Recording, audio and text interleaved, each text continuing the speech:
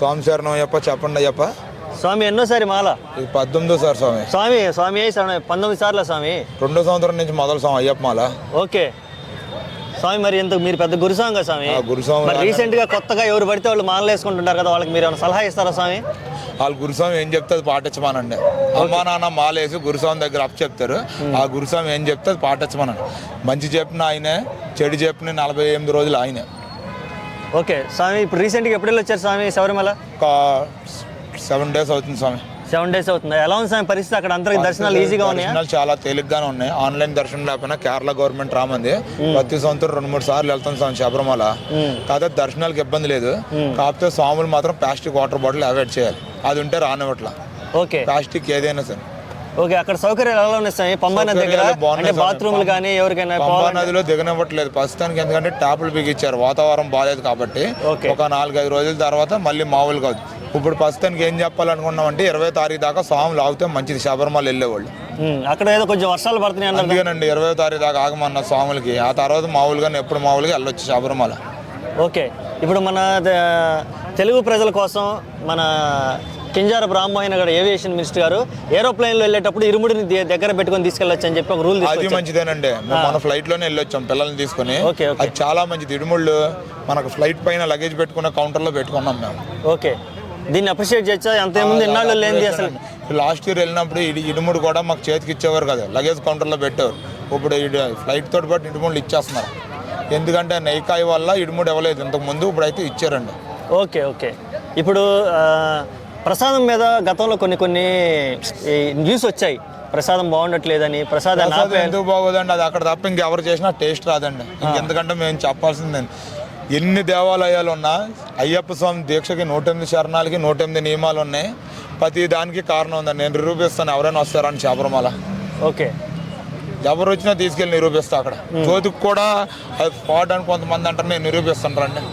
Okay స్వామి, ఇప్పుడు 18 మెట్లు ఉన్నాయి కదా స్వామివారి దర్శనం చేసుకోవడానికి. 18 మెట్లకి 18 దేవతలు ఉంటారండి. ఒకసారి ఏమన్నా కుదిరితే చిన్న షార్ట్గా ఒక్కొక్క మెట్టు గురించి ఏమన్నా చెప్పగలుగుతారా స్వామి?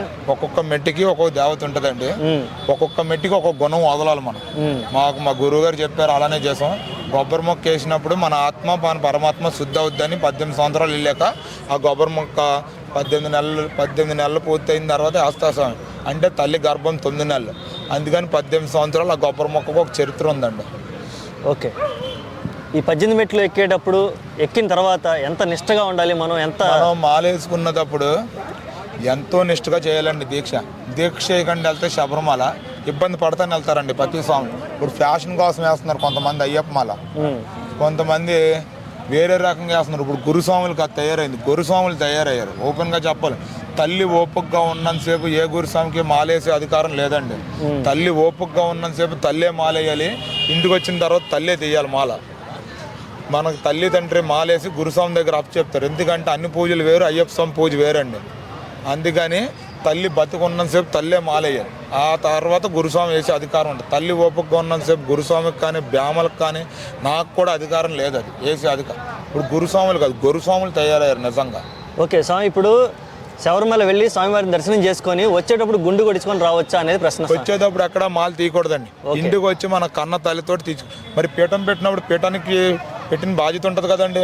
తిరిగి వచ్చిన తర్వాత పీఠం కదిలిచ్చి శబరిమల పంపాలి కదా అయ్యప్ప. నేను 48 రోజులు ఇక్కడ దీక్ష చేసినప్పుడు తిరిగి వచ్చి పీఠం కదిలిచ్చి పరవన్నం పాయసం వండుకొని మన బియ్యం తీసుకొస్తాం. అవన్నీ వండుకున్న తర్వాత పీఠం కదిలించాలండి. ఓకే సో ఇంకొక క్వశ్చన్ ఏంటంటే, ఇప్పుడు ఎవరైతే శబరిమల మాలేసుకొని వెళ్ళిపోతున్నారో అక్కడ వావర స్వామిని దర్శించాల్సిన అవసరం లేదు అనేది. వావర స్వామిని ఖచ్చితంగా దర్శించాలండి. ఎందుకంటే అప్పుడు పందల రాజా వారు వావర స్వామికి ఏదో చిన్న అంటే ఇప్పుడు అది కేవలం దర్గానే, మసీదే, శవం ఉంటుంది. వావర స్వామి దగ్గరికి వెళ్ళి పేడతుళ్ళు వేస్తానే మీరు బెత్తపాదం చేయగలరు. మరి ఇక్కడ పేడతుళ్ళు ఎందుకు వేస్తామండి? నైవేద్యం కూడా తెచ్చినప్పుడు వావర స్వామిది కథ ఉంది, అది పుస్తకంలో ఉంటుంది, చదవండి. 100 ఏదో మనకు ఐడియా లేదు ఆ పేరు. వాళ్ళు గురుస్వామిని అడిగితే చెప్తారు కరెక్ట్గా. ఓకే, ఇప్పుడు పెద్దపాదానికి వెళ్ళే వాళ్ళు ఎటువంటి జాగ్రత్తలు తీసుకోవాలి? పెద్దపాదానికి వెళ్ళేటప్పుడు మార్నింగ్ 5కి మొదలెడితే సాయంత్రం 5కి పంపగడికి చేరాలండి. లేకపోతే ఇంకెళ్ళలేరు. ఓకే, ఆ గేట్ మూసేస్తారు. జాయికి వెళ్ళే వాళ్ళు అయితే తెల్లారి వెళ్ళగలరు. ఓకే, అక్కడ వెళ్ళే దారిలో చాలా దూరం నడవాలి కదా? 72 కిలోమీటర్లు అండి. ఎరుమేరు వావర స్వామి మసీదు నుంచి శబరిమల పీఠం. ఏది పెద్దపాదం చేసుకుంటా వెళ్తే? ఇప్పుడైతే అరుదా నదికి వంతెన వచ్చింది. మా చిన్నతనంలో వంతెన లేదండి. ఆ వంతెన లేకుండా నేను తెత్తు ములుక్కుంటూ వెళ్ళేవాళ్ళం. ఓకే. ఇప్పుడు ఫెసిలిటీలు ఉన్నాయండి, లేవని అనకండి. శబరిమలలో అప్పుడు పంపకాడి నుంచి వెళ్ళాలంటే రోడ్డు ఉండేది కాదు, దత్తపాదం కంటే కఠినంగా ఉండేది. ఇప్పుడు ఆ రోడ్లు పోసి ప్రజలకు చేశారు, చేయలేదు అనట్ల. కాకపోతే కేరళ గవర్నమెంట్ ఏంటి అనుకుంటే ఇక్కడ స్వాములు ఎక్కువ వెళ్తున్నారు కాబట్టి మన స్వాములు తెచ్చిన ఇన్కమ్ వల్ల డెవలప్ అయింది.